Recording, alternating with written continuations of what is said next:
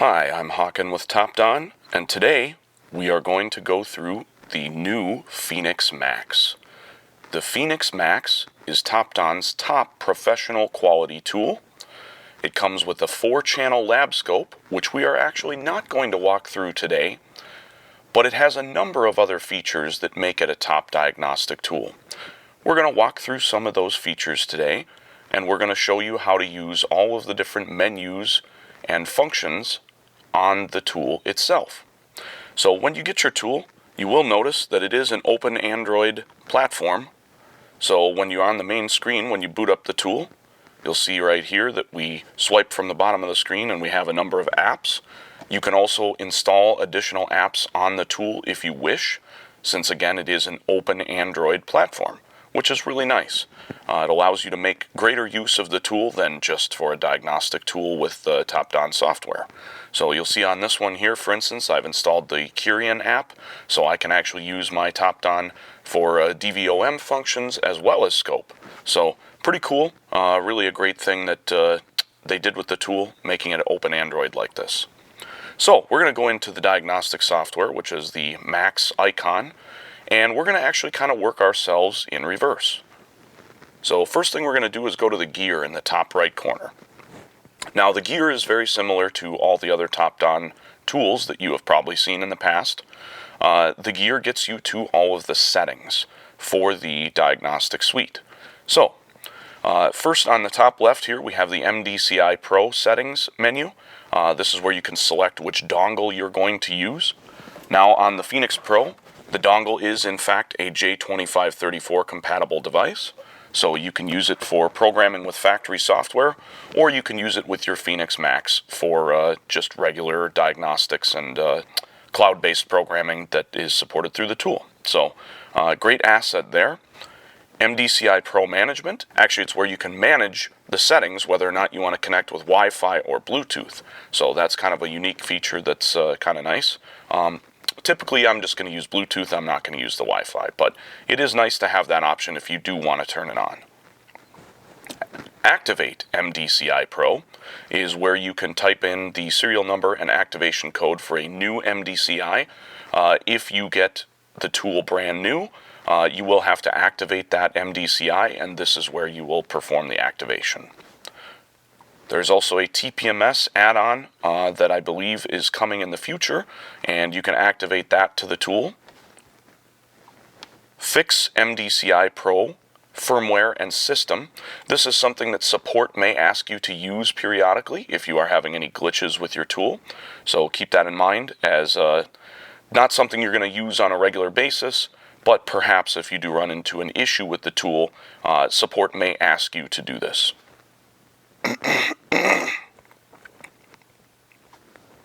Programming. The programming menu takes you to the cloud-based programming that is supported directly through the tool. So this tool has support for a number of different brands, primarily Asian and European brands, and basically these are files that are stored on Topdon servers for a variety of control modules on various makes and model vehicles. Now, this online programming is not an all-encompassing database, so it is possible that you may find a vehicle where the programming is not covered on your specific module or vehicle model. We do our very best to get as much coverage as possible, and again, this is where you will find that option on your tool. Remember that BMW and Mini Cooper are accessed through the same menu, and Land Rover and Jaguar are accessed through the same menu. Volkswagen and Audi do have their own separate menus, and of course you can see that we also have Nissan, which I would also imagine Infiniti would work through that menu. Porsche has its own menu, Subaru has its own menu, and of course Mercedes-Benz has its own menu. So that's the online programming menu. Now we're going to go to Data Stream Sample. This is where you can find any data stream samples that you have saved when performing diagnostics on your tool. So just a quick menu you can go to view any of those sample recordings. My order is something you are not going to use currently. It's a function that is not enabled on the tool at this moment, so no need to worry about that currently. Profile is where you can actually modify your profile for the tool, so your email address, gender, and also your nickname. Change password is if you want to change the password you use to log into your tool account, which is what stores all of the information for your user profile. So that's where you can change your password.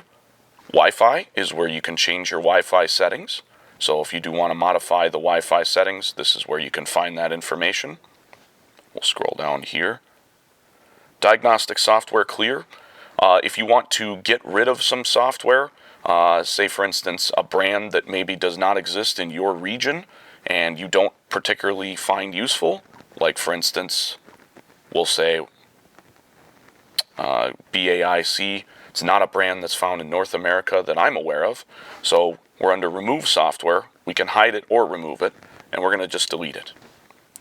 And now if we also want to hide that, we should be able to go back here, and it looks like it's actually gone. So you can hide it or delete it. And that's useful to shorten up your menus.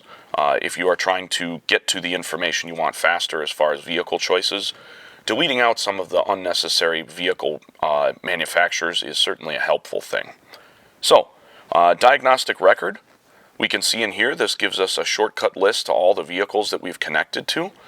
You can quick access and reconnect to the vehicle through this menu, so that's actually very helpful. So again, that's diagnostic record. Business information lets you change any information about your business that you've entered into the tool, so address, logo, things of that nature. Customer management, this will allow you to enter in customer data. If you're a mobile person, for instance, and you do mobile diagnostics programming or ADAS, you might want to enter in the names of the shops that you serve here, and then you can assign all of the reports that you generate with the tool to individual customers. Now, if you are a normal, regular repair shop, it might not be time efficient for you to enter in all of this data, so most people are generally not going to do that. Now, you certainly can if you wish, but it is not necessary or required. Photo album lets you look at all of the screenshots or pictures that you've taken with the physical front camera on the tool. You can go back and review those pictures by tapping on them. So we've got some screenshots of stuff we looked at with the scope here that we can see and review. So that's nice. So we're going to go down here. We also have screen recorder, the next one down. So if you want to record videos of the screen, what's happening physically on the screen, you can do that as well. And then review those after the fact in this menu. Settings is what takes you into the primary settings that are more detail-oriented for the tool.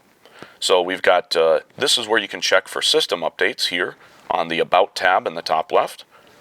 Floating window you can turn on and off. The floating window is actually for screen record, as you can see there. So when we turn it on, we've got the screen record button here in the top right. When we turn it off, it disappears. Units you can change from metric to imperial.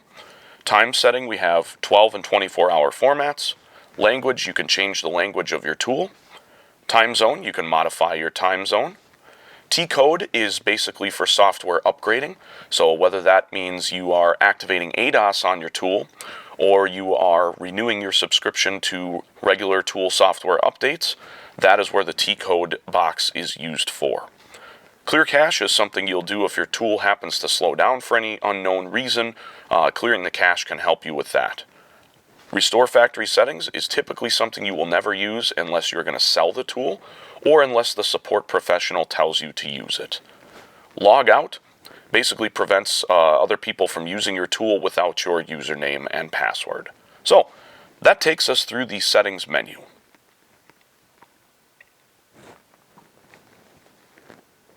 The next thing we're going to go through is actually, again, we're going to go in reverse order here. So, we're going to look at the battery tester. We're not going to actually go into that menu, but the tester allows you to test batteries using the Topdon BT Mobile Pro S. You can actually connect that to your diagnostic tool, the Max, and you can run reports on batteries, charging systems, and starting systems, and store those to the tool and share those from the tool. So really a nice feature there to have access to the battery tester as part of the Max.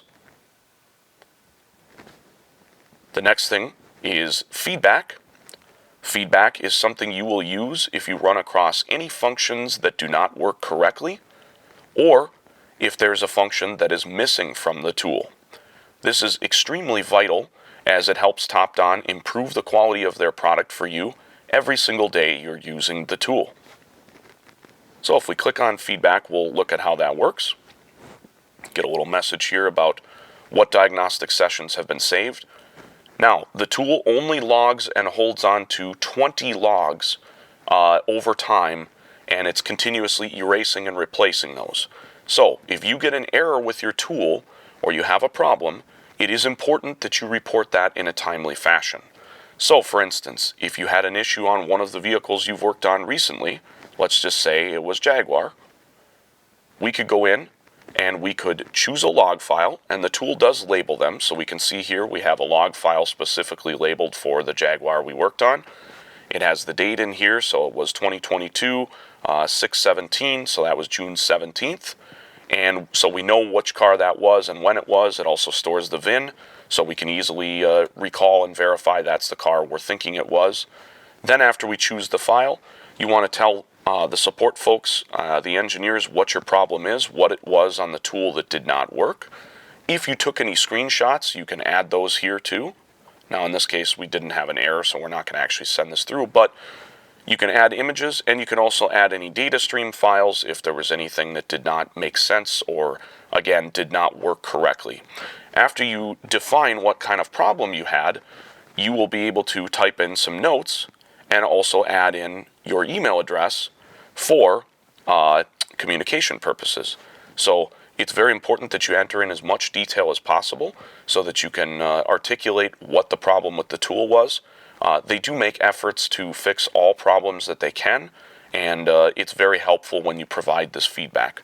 So after you've attached the pictures in the log file, you can submit the result, and that goes off to the engineers so that they can fix anything that's going on with the tool that's not working as designed, or a feature that is not working at all.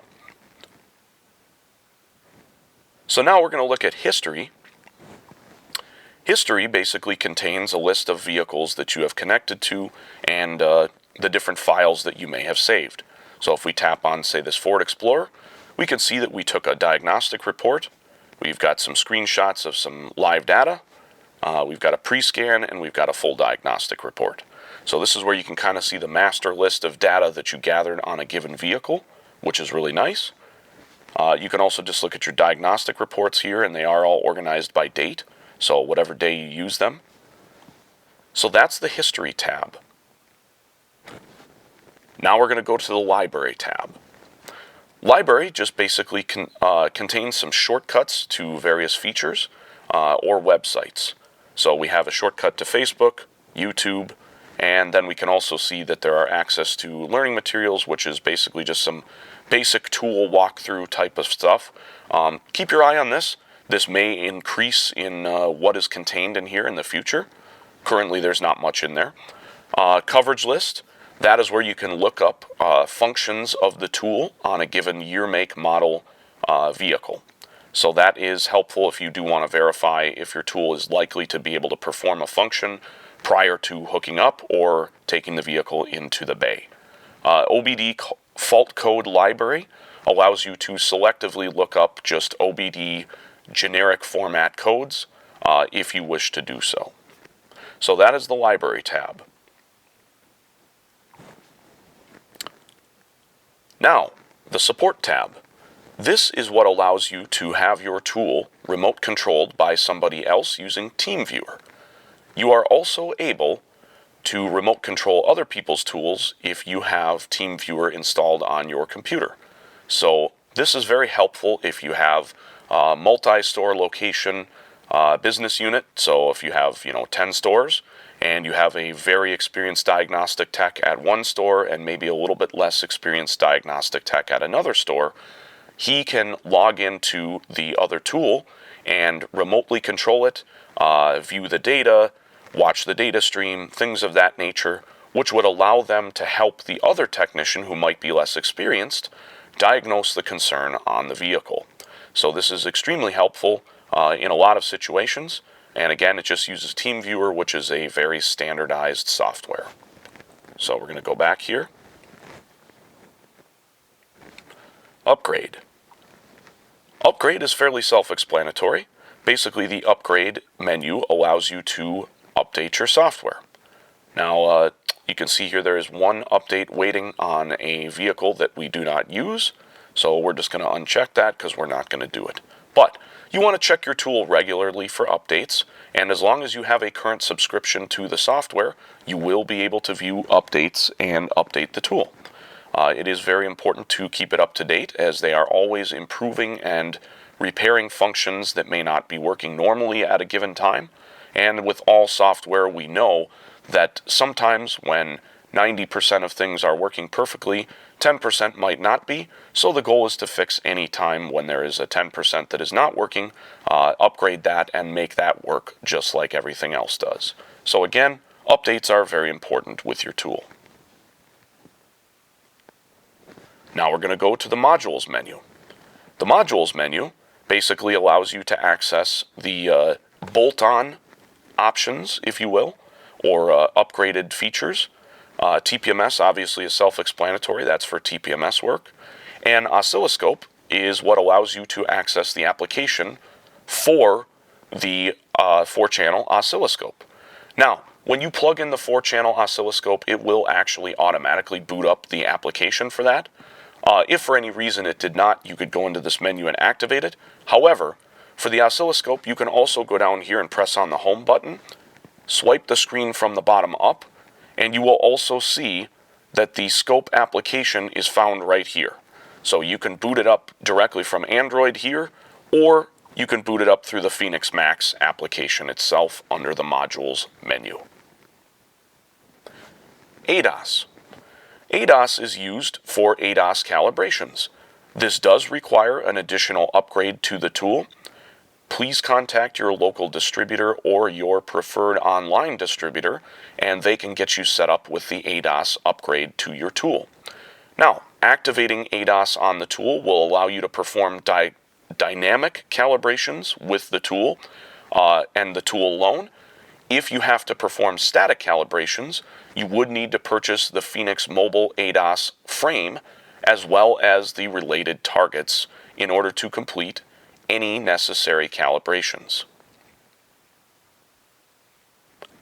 Service. Service allows you to access quick relearn functions on the vehicle.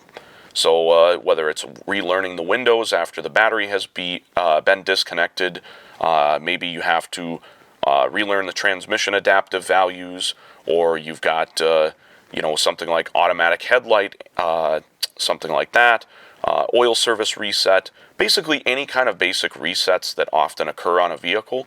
This is the menu that you're going to access those from default. However, many of these resets are also found when you go into the specific module from the diagnostic side of the tool.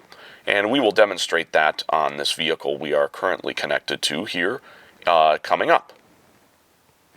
So now we're going to take you through the 3 options on the far left here. So we have the quick check button. We're going to click that first.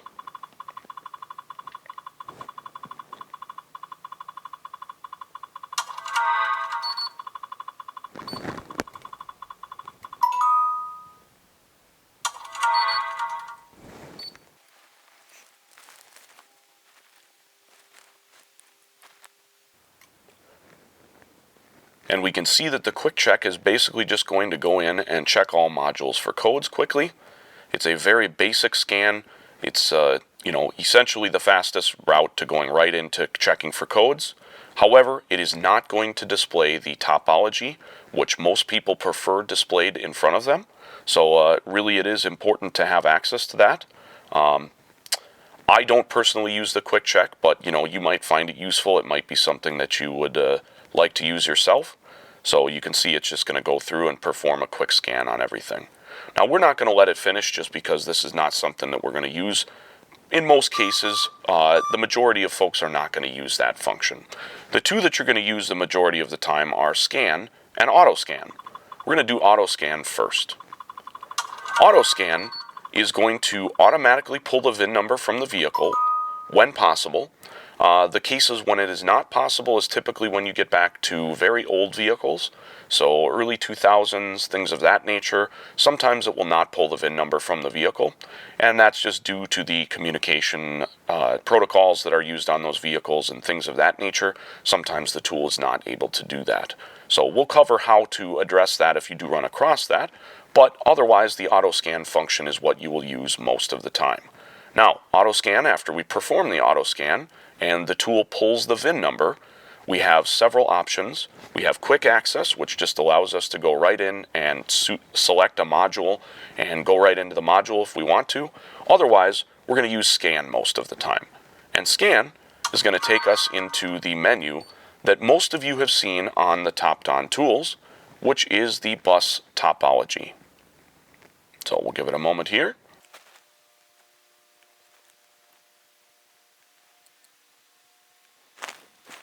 Okay, so now we're on the bus topology screen. So we're going to cover a couple of things before we scan the vehicle here. We're going to note on the top here, we have the top banner, and the top banner is actually something you can drag. We can actually see there are a number of additional options we have access to. So we have access to the ADAS menu up here. We have access to module programming in given situations. We have access to common functions, so those are actually going to be similar to the services menu. Special functions, which are going to be dependent on year, make, and model of vehicle, but this is also a shortcut to various special functions we can perform with the tool. System list allows us to view the more basic format or layout of the modules. So instead of looking at them like topology, we can look at them in a systems list. Now, there's multiple different methods that you can use to scan the vehicle, and we'll go through each of those one at a time. We can also see in the top right we have a voltage display. It's pretty clear that this particular vehicle does need a battery maintainer hooked up. Recommend something like the Topdon Tornado T30,000 or the Tornado 90,000. These tools will actually hold the voltage steady while you are performing diagnostics or testing. Very helpful.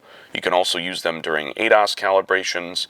You can use them during alignments, anything where the key on engine off status is required, and you're going to be doing that for any extended period of time. If you are doing programming, you do definitely want to stick with the T90,000, as that is the only tool that is going to currently output enough amperage for most vehicles in a programming situation. So now we're going to cover the Smart Scan, which is what you're going to primarily use on the majority of vehicles. The Smart Scan is going to physically talk to all modules on the vehicle that are currently communicating. So it's important to remember, if any module is currently not communicating when it should be, it will turn gray. So just because a module turns gray doesn't mean that it's not equipped, even though it says that up here. The gray may actually indicate that that module is currently not communicating. Now, how do you know if it's not communicating? Generally speaking, with most vehicles, you should have some red modules that show codes.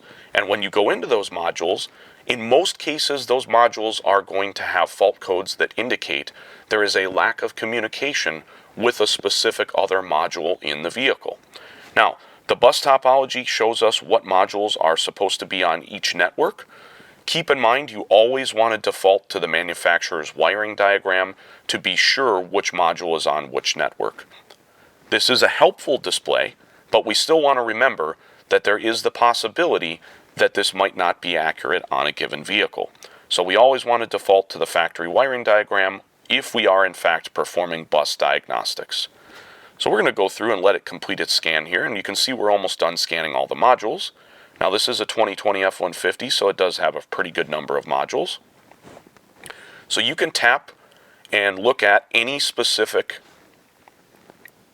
module, whether it has fault codes or not, and you can see the fault codes displayed like this.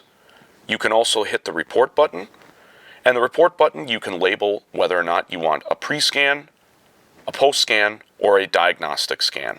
So pre-scan would be recommended prior to service on any vehicle, regardless of what service you're doing to the vehicle.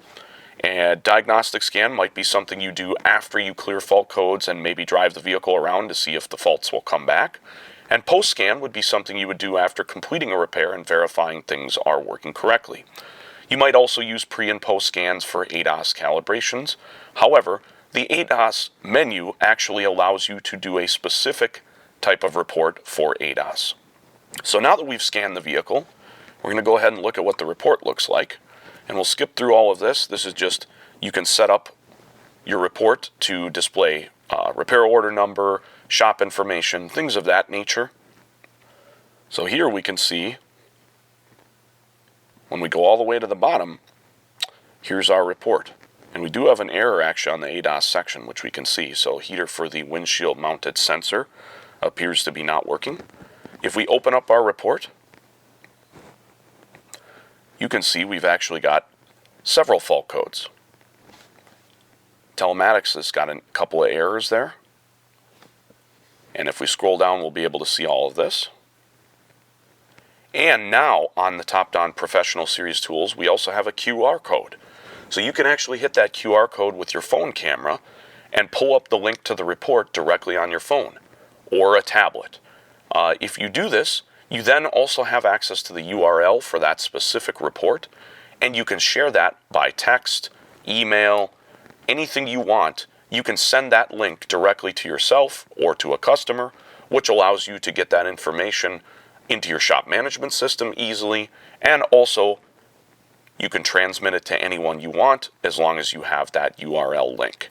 And you can always go back into the report and pull this QR code again, so it is extremely useful for that very reason.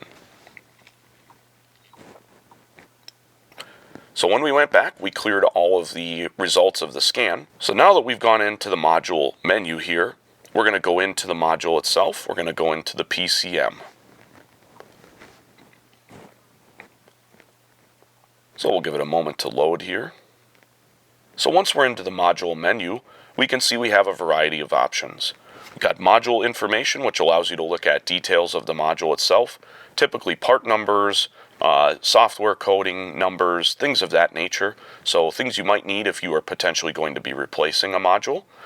Read fault code is pretty self-explanatory. You're going to be able to look at pending codes on a module. With Ford, of course, you're going to have access to key on engine off, self-test, and key on engine running, self-test as well. Clear fault memory, self-explanatory there. It's just going to allow you to clear fault codes.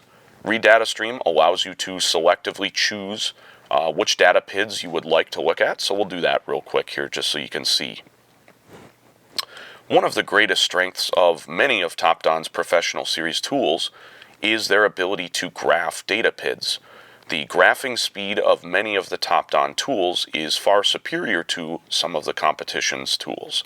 So you'll find that if you have, for instance, we'll just see here, we'll do something simple. We'll do absolute load and we'll just say accelerator pedal position. So if we want to look at those, you can see it'll give us numbers and percentages. We can also graph them independently, or we can combine them into one chart. The chart will allow you to choose up to 4 data streams simultaneously, and of course after you have chosen those, you will be able to graph them on the screen. Now you can also pinch away like this to stretch out the time base, which does allow you to get in a little bit more zoom. So just a little tip there that will help you out. You can also tap here on this little menu to unselect or reselect some of those PIDs if you wish. And then, as you'll notice on the Topdon Phoenix Max, instead of swiping from the side of the screen to go back, there is actually a physical back button at the bottom of the screen at all times. Now, when we go back to the data PIDs, you can also save samples. You can hit the value button and go back and look at the values themselves. You can also save them in a report. So if you want to save, you got a freeze frame of something that's malfunctioning, and you want to pause that and save it as a report, you can do that. So we're going to go ahead and we're going to go back here because we're not going to do that. So those are the options you have with regards to data stream. Now, it's important to remember, you can also screen record. So you don't have access to the screen record button up here like you do on some of the other tools. you can see we've got some other options up here, more like a standard Android menu. Now you do have a flashlight, which is a little bit different, and you do have a battery saver you can turn on or off as well. However, if you want to do screen record, you do actually have to go back into the settings menu and turn on that floating window, which allowed you to see the screen record option. However, screenshots you can actually do from this bottom left here. You'll see this little picture of, kind of looks like a sun with some mountains. If you tap that, it will take a screenshot. So you can always take screenshots in any screen without having to go to any other menus. So that is very helpful, especially if you catch something in action and you want to save that as a screenshot. Actuation test, we're going to go to that. This is where you can selectively turn on or off various components. So bidirectional control is what many people would call this.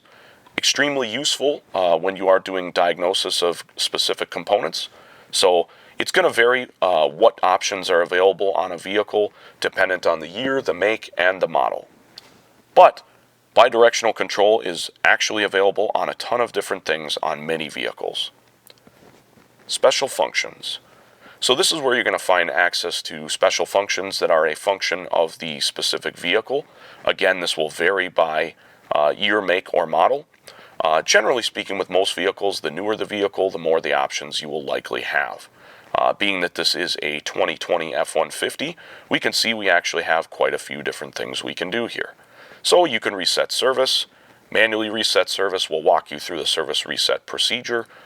Clearing the adaptive transmission tables. You can clear out the adaptives if you have a new transmission installed. Misfire monitor neutral profile correction would be something you do after you correct a misfire condition. Relative compression, that's a great test because you can actually see the relative compression of the engine. That's great. That's something very helpful that Ford implemented on their tools, and of course we have also added that to our tools. So you can see there's tons of options here, but keep in mind the special functions menu has lots of things that you'll need. Some of those may be replicated or the same as what you saw in the services menu that we talked about previously. Lastly, OBD function. This is something that you will find on some vehicles. And you can see here it just takes us into an OBD menu. Basically tells us what the readiness status is of various things that are checked by the ECM or PCM. So we're going to go ahead and exit out now. So that completes our overview of the Autoscan menu. Now we're going to go back to the main screen.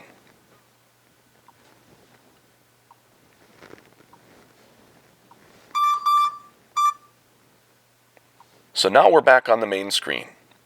And on the main screen, you also have access to Scan. Scan lets you selectively choose a vehicle. So if you have an older vehicle that does not automatically identify via VIN number, or perhaps you would like to enter in the information manually yourself, this is the menu where you can do exactly that. You also have access to the OBD2 style diagnostic suite. And the OBD2 style is going to display generic OBD2 information. This is helpful for drivability diagnostics, as you will find that data is generally formatted in a standardized format as opposed to manufacturer-specific format. The most useful you will find the OBD style will be when you are doing diagnosis on fuel trim related concerns. OBD2 will allow you to see the fuel trims displayed in a universalized format instead of manufacturer specific. So first we can see that it gives us our basic readiness, which we saw back in the Autoscan, and we can access it that way.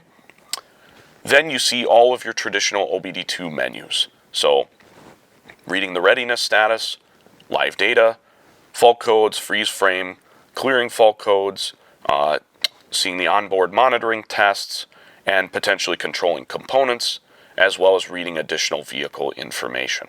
So this is what you'll find on most tools for OBD2 style mode. The benefit here is, in my particular opinion, is being able to look at live data in a universal format. So what I like to do is specifically fuel trims in this particular situation. So we got long-term and short-term, And when you pull those up, those are going to be represented in percentages on every vehicle, regardless of brand. So the vehicle's not running right now, so these numbers are meaningless, but we can see that we can view these in a universal format. So again, very, very helpful information when you are doing a drivability diagnosis.